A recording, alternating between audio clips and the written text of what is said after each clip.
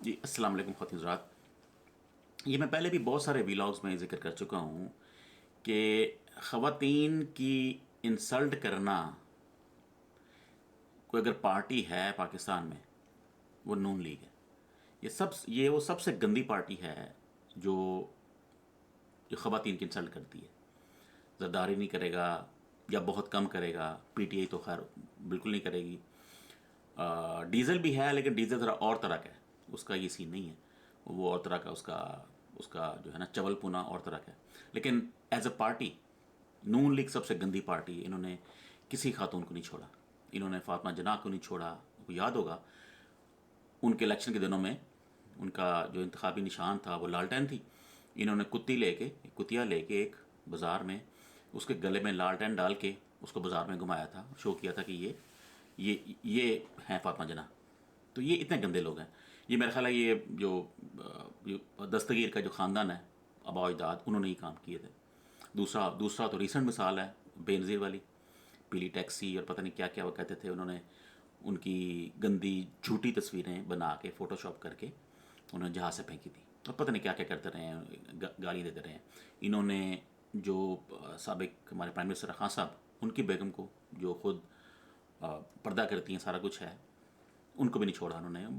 ٹھیک ٹھاک ہے، یہ جادو کرتی ہے، ٹونے کرتی ہے، یہ چھت پہ مرغیاں جلاتی ہے، بیانیاں بنانا ہے، ٹھیک ہے۔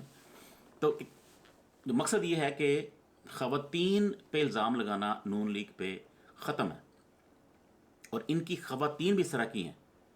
مریم دیکھ لیں، ہنا پرویز بٹ دیکھ لیں، اور ڈڈو چارجر دیکھ لیں، سب گندے لوگ، جینون گندے لوگ، جھوٹ پہ جھوٹ، جھوٹ پہ جھوٹ، بیانیے بنانے، جو بکواس کرنی ہے کر دو کسی کے خلاف۔ آپ نے خان صاحب کو کبھی دیکھا انہوں نے کچھ کہا ہو کسی کے بارے میں، کسی خاتون کے بارے میں؟ نہیں کہتے وہ، تک نہیں بنتا۔ انہوں نے جمامہ کو نہیں چھوڑا، انہوں نے وہ ریحام خان کو لے آئے تھے، وہ اسے کتاب لکھوا دی جھوٹی، اور پتہ نہیں کیا کیا۔ تو یہ ایک اس لحاظ سے ایک گندا خاندان ہے، غلیظ خاندان ہے ہر لحاظ سے، اس لحاظ سے خاص طور پہ۔ کرپشن والا تو سب کرتے ہیں، وہ تو نون اور زرداری ماشاءاللہ دونوں ٹاپ و ٹاپ ہیں، لیکن یہ گندگی میں جو ہے نا، یہ خواتین والا کام جو ہے، یہ نون لیگ پہ ختم ہے۔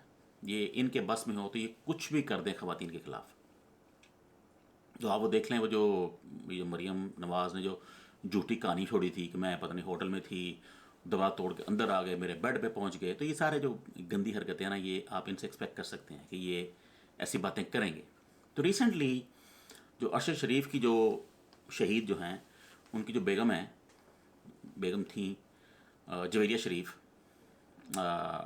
ریسنٹلی ایک نیوز پھیلی کہ انہوں نے نون لیگ نے ان پہ الزام لگایا ہے کہ ارشد شریف کی فوتگی کے بعد جو عدت ہوتی ہے خاتون کی، وہ ختم ہونے سے، پوری ہونے سے پہلے ہی جویریہ شریف نے ایک اور شادی کر لی تھی۔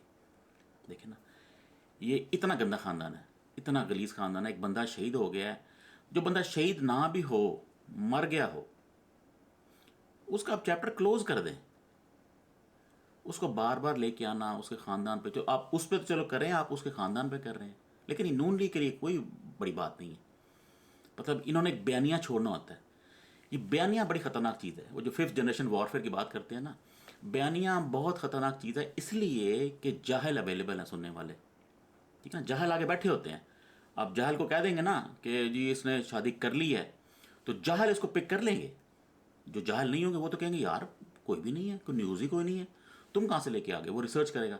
لیکن جو جاہل ہوگا، جتنے مولوی کے آگے یہ جو بیٹھے ہوتے ہیں جاہل، مولوی جو کہتا ہے بات مان لیتے ہیں، وہ کہیں قرآن میں لکھی ہو نہ لکھی ہو، حدیث میں ہو یا نہ ہو، اس سے ہمیں کوئی غرض نہیں ہے۔ اب چونکہ ڈیزل نے کہہ دیا ہے تو وہ بات اخیر ہو گئی ہے۔ بہرحال، تو یہ نون لیگ سے آپ ایکسپیکٹ کر سکتے ہیں بیانیہ بنانا، ایک جھوٹا بیانیہ سرفیس کرنا جس سے کسی کے کریکٹر پہ کوئی جو ہے وہ ہو، اسیسینیشن ہو کسی بندے کی، ٹھیک ہے نا، کہ الزام لگانا جھوٹا، بعد میں تو ثابت ہو جاتا ہے وہ جھوٹ تھا یا نہیں تھا، لیکن آپ اس کو فلوٹ کر دیتے ہیں، اور جو سننے والے ہیں جاہل پٹواری، وہ سن بھی لیں گے اور مان بھی لیں گے کہ ہاں یار یہ چونکہ مریم نے کہا ہے، او ہو وہ تو فرشتہ بہت بڑا، وہ بات سچی ہے۔ او یہ اچھا نواز شریف نے کہا ہے، وہ تمہارے قائد ہیں، وہ تمہارے آلموسٹ فرشتے ہیں، ان کی بات تو جھوٹی ہو نہیں سکتی۔ او یہ شہباز شریف نے کہا ہے، یہ تو اخیر ہو گئی۔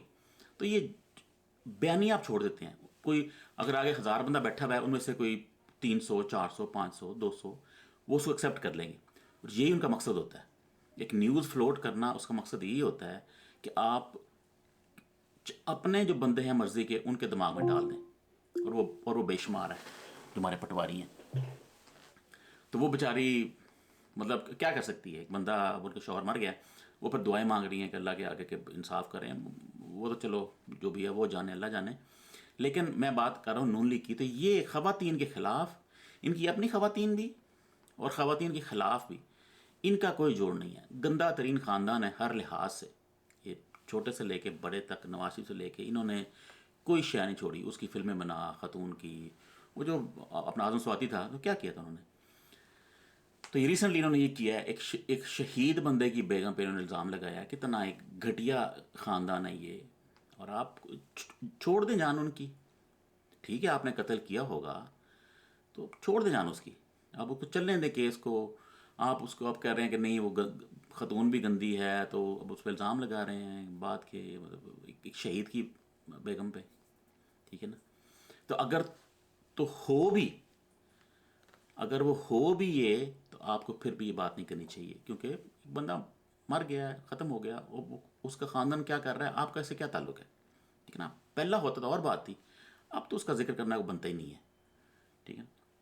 لیکن نون لیگ ہے، نون لیگ گندگی میں کسی بھی لیول پہ جا سکتی ہے. لکھ لیں بات آپ، کسی بھی لیول پہ.